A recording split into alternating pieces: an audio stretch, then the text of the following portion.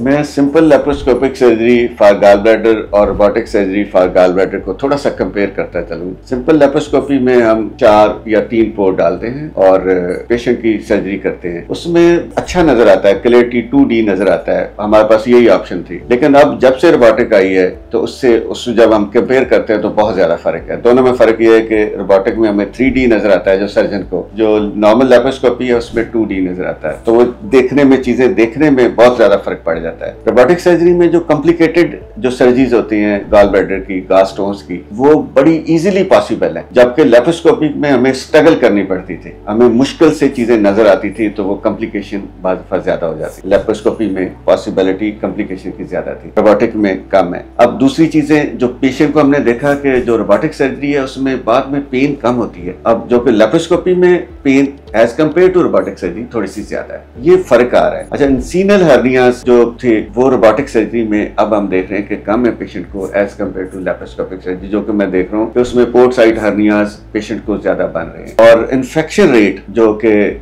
Laparoscopic surgery में as compare to robotic surgery थोड़ा सा ज्यादा आ रहा है। अभी वजह क्या है ये तो अभी टाइम के साथ साथ पता चलेगा, लेकिन अभी जो देखने में पेशेंट का आ रहा है और रोबोटिक सर्जरी में इन्फेक्शन रेट कम है, लेप्रोस्कोपिक में ज्यादा है। तो ये क्लियरली चीजें हैं जिनकी वजह से हम रोबोटिक सर्जरी को रिकमेंड करते हैं।